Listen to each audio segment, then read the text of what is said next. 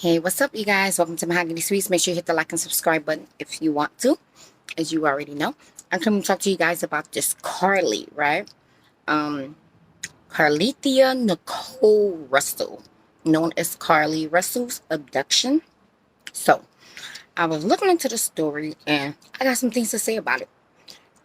Carlee is a young woman, I believe, from out of Alabama, who said that she was abducted Thursday evening. She got off for work. She works at a spa.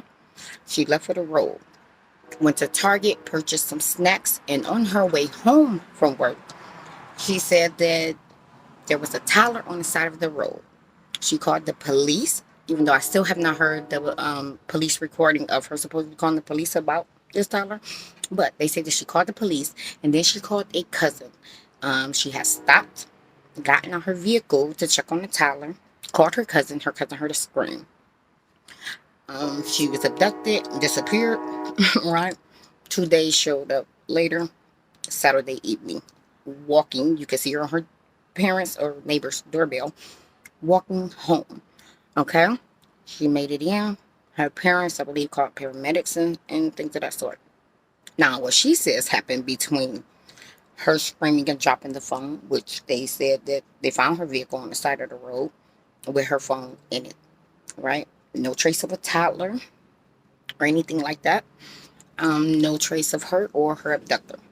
So she says that a redhead, ginger white man came out of the woods, abducted her, took her over a fence into the woods, into a trailer to where she could not see, but she heard a baby crying and she heard a woman. She said that she had escaped that and then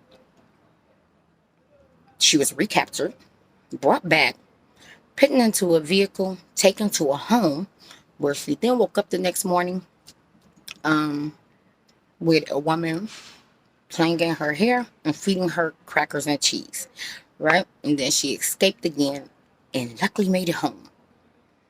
Here's the issues that I found with her story, unfortunately, right? Let's start from her seeing a toddler on the side of the road, because that's where all it started, right? She seen a toddler on the side of the road, stopped to assist, because who wouldn't in their right mind in the evening see a toddler at any time, actually, by themselves on the side of the road? So she stopped to assist this toddler.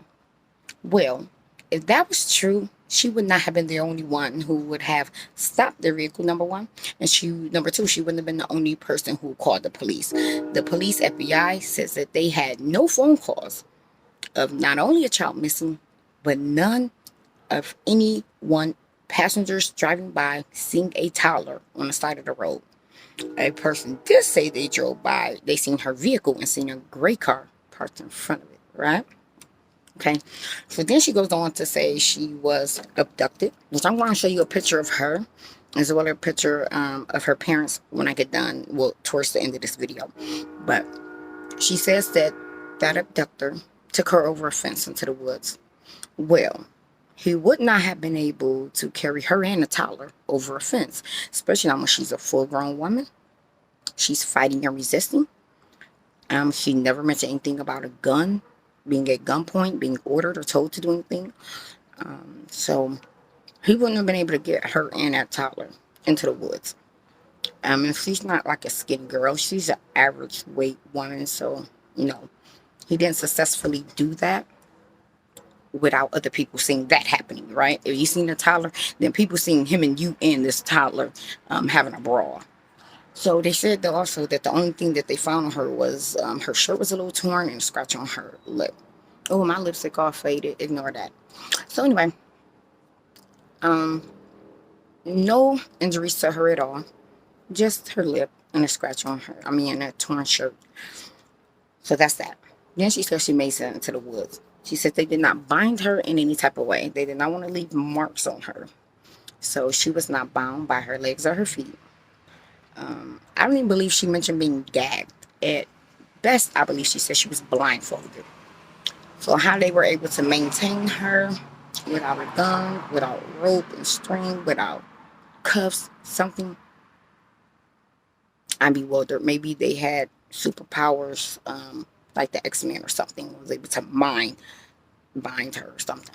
But anyway, so then she says that she escaped. She does not say how she escaped, but she says she escaped, booking it, getting out of there. They caught her, all right? They would be this man and this woman. They caught her, and that time they put her in the car, still unbound. They didn't bind her up. Still nothing about being held at gunpoint. They bind her up, take her to her home, and make her change clothes. Why they made her change clothes? Unbeknownst to me, right? Um, she was not sexually assaulted in any type of way. Um, yeah, that didn't happen. She wasn't robbed. They didn't ask for ransom because they also said that when they found her, she was being checked out by paramedics, police interview, and all of that, they found $107 in her socks, right? So this young lady went on to say that after the second abduction, them capturing her, still no binds.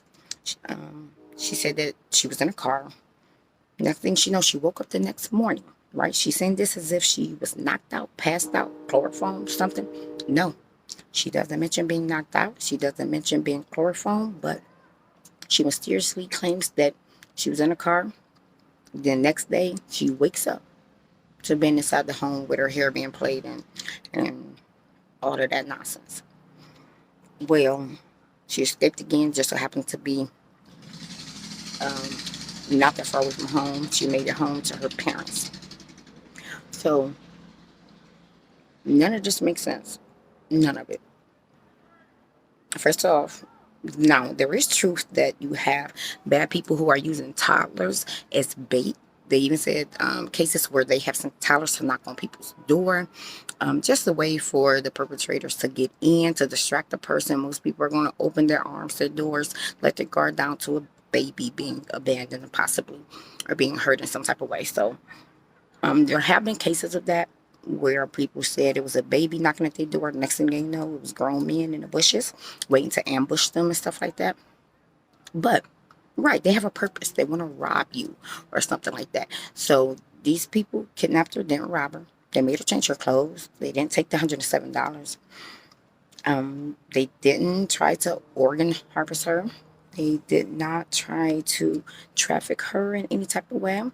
Oh, she did say that she believed that they were taking pictures of her body when she was made to change clothes. Still no binds in any type of way.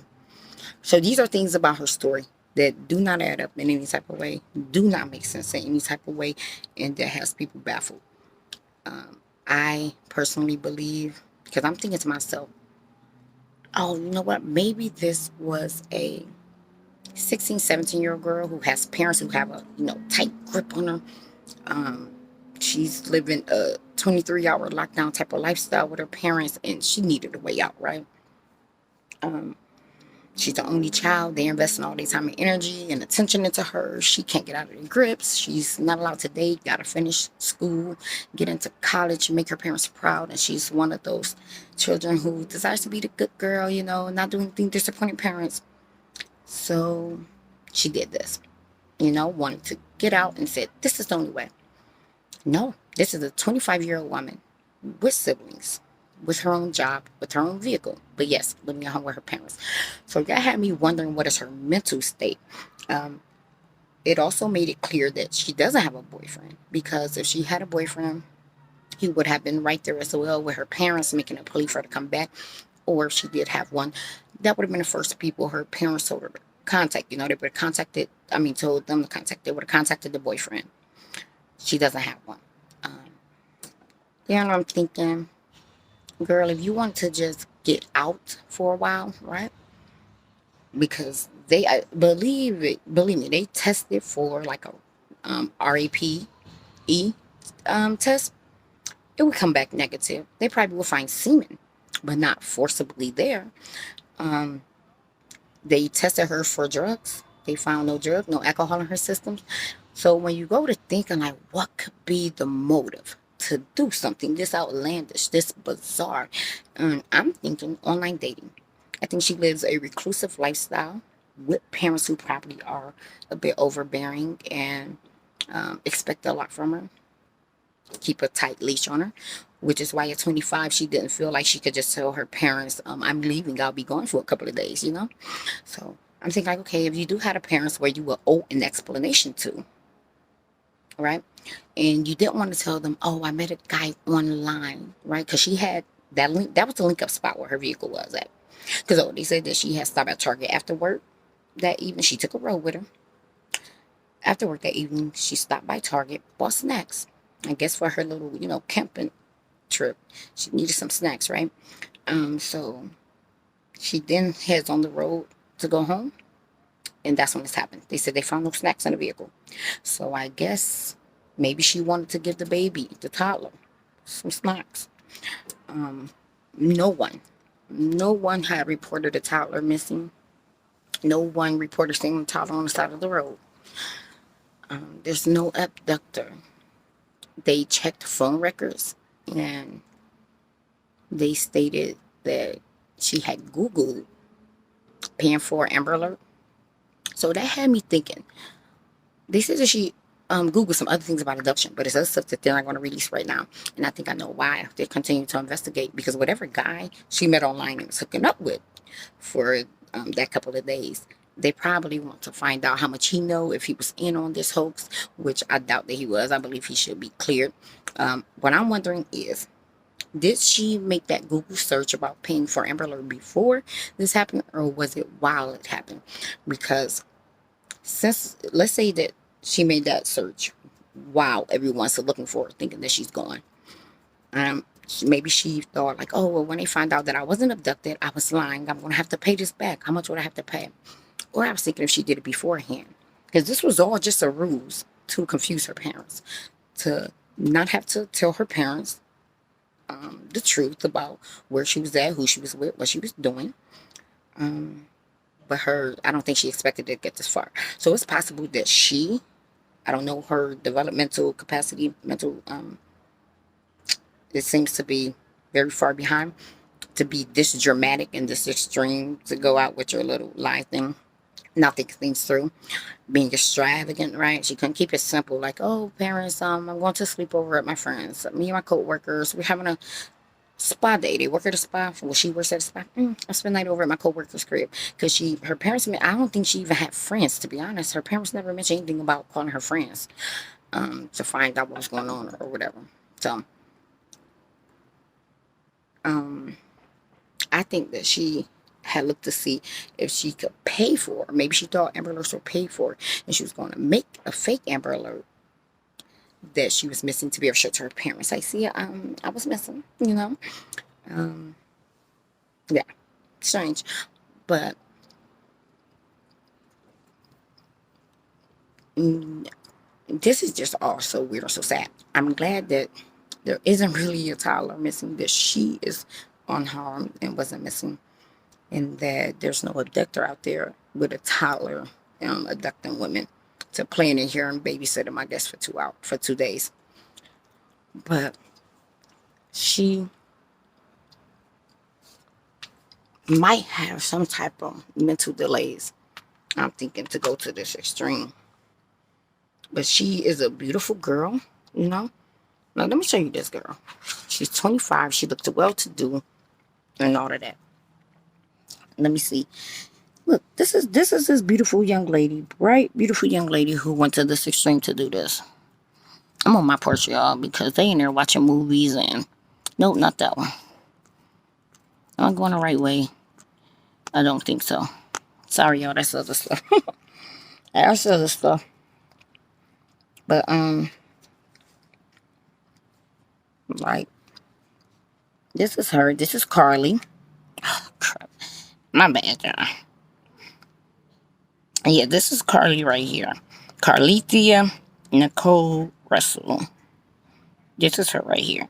And these are her parents. Mother, father, Talithia, and Carlos Russell. And they came out on the news. They believe her story so far, it seems. They are possibly in denial, don't believe, like, okay, that our baby girl, our bright, wonderful baby girl who we've given an awesome education, awesome upbringing, is lying about this. But I think somewhere deep down there, so, oh, they know it's lies. They know. And the FBI know. But they're not going to come out and tell us that yet. Um, I think maybe, since she's over the age of 25, she thought that, oh, well, since I'm only going to be gone less than 48 hours, no one's going to come looking for me. The police aren't going to get involved, because she did not understand the magnitude, right? The severity of screaming and dropping a phone, right? That changes this from, oh, your adult child didn't come in from work and it's been a day. That changes police perspective on it, right? If you didn't just come in, the police would have left it alone. The fact that you said toddler, that made it federal right then and there. The minute you said a toddler, federal. And then the fact that you called your cousin and screamed and dropped the phone. Why would you torment them? Why would you cause them to go into panic when common sense should tell you to want to call your parents? And I believe that she knew they would call her parents. That's to make her lie seem more believable when she gets back. What she still wasn't completely processing and thinking all the way through is then your parents are going to call the police. They're going to call the police. Your cousin's going to call the police. Right? And when police hear that a woman screamed and now is no longer able to be contacted, federal, right? We're talking federal again. So this girl did not think this lie all the way through. It's unfortunate. I'm wondering what her true educational and mental development level is. That none of this rung a bell to her, and why she didn't think of something more simplistic, like not answering, not going home, and saying, hey, me and some girlfriends having a sleepover. Like, what's wrong with that? You're 25 years old. So that's why I'm confused and trying to find out the dynamics of that family and that household and find out her mental capabilities. Because at 25, there's no need to make up this extravagant lie. Now, anyone could possibly say, I'm meeting a guy online, about to link up with him randomly. Yeah, that's not something I want everyone to know. But there are far better lies that are more simple and believable that she could have told that wouldn't garner her federal attention. And this is normally something that, white girls do.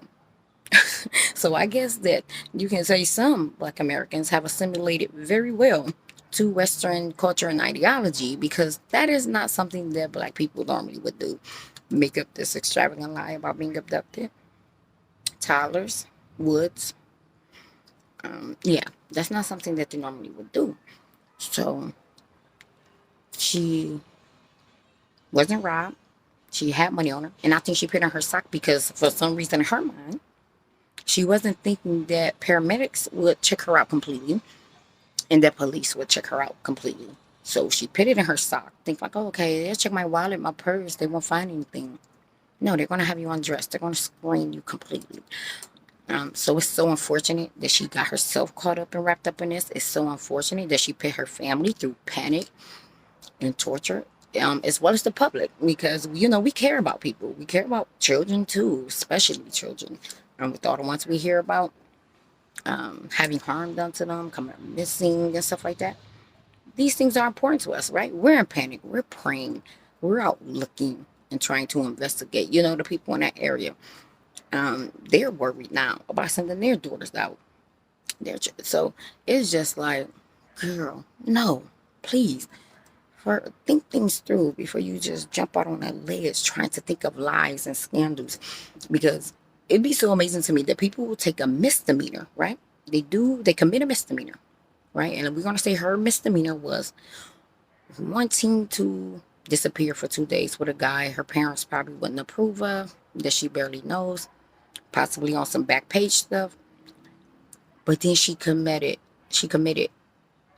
felonies by going to the extreme with the lie saying that she was abducted. I bet every ginger in that state was worried because this girl said, oh, a ginger abducted me and he got a toddler with him. So it's just ridiculous. People don't turn misdemeanors into felonies. People, I tell my son that, right? My son is young. I tell him, never try to cover it up. If you make a mistake, don't. Because if you mess up on a mistake, if you try and cover it up, 9 times out of 10, you're making it worse and worse and worse. Come to me with the misdemeanor, and I will help you through it. You know, no shame, no foul. I will help you through the misdemeanor. This girl, 25 years old, and committed about 3, 4 felonies to cover up, not even a misdemeanor. I'm well, see in her household. I don't know if it's a misdemeanor or not. But I would say it was just a warning. You get what I'm saying? It's ridiculous. But give me you guys' thoughts, right? Tell me what you think actually went on, what she was doing. And it's crazy because even with the details that she came up with in her life, red hair, bald, going bald. So her details and stuff she said had me thinking this is stuff that actually happened, but that she put together for this story, like real, like she actually seen a guy who's a ginger with a bald spot. So she's like, let me throw him into the lab. She actually had someone who asked her, could they plan her hair, maybe at work or something at the spa. Maybe earlier that day, yeah, at the spa, they was relaxed, not too many customers. She sat in the chair and someone playing her hair. So she's like, let me throw that in the lie too. You know what I'm saying?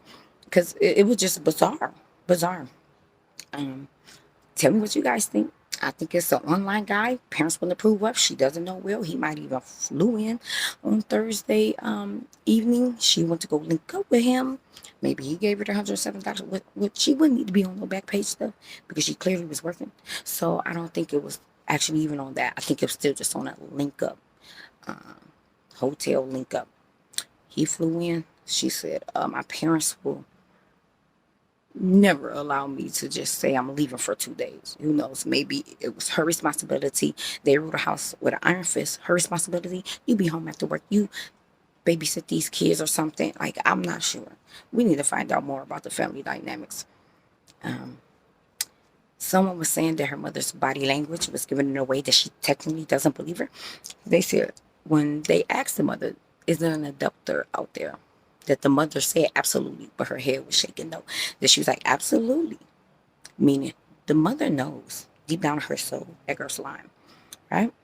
And it could be that she doesn't want to admit it on TV that she is, or she still hasn't just admitted it herself in her household. But yeah, the parents, they might be smelling bullshit. They might not be that far in denial. I'm not sure. Tell me you guys thoughts. What do you think happened for Thursday to Saturday night? Or if this girl is telling the truth, or if you think she lied, what you think her motive was, and what do you think her mental capabilities are.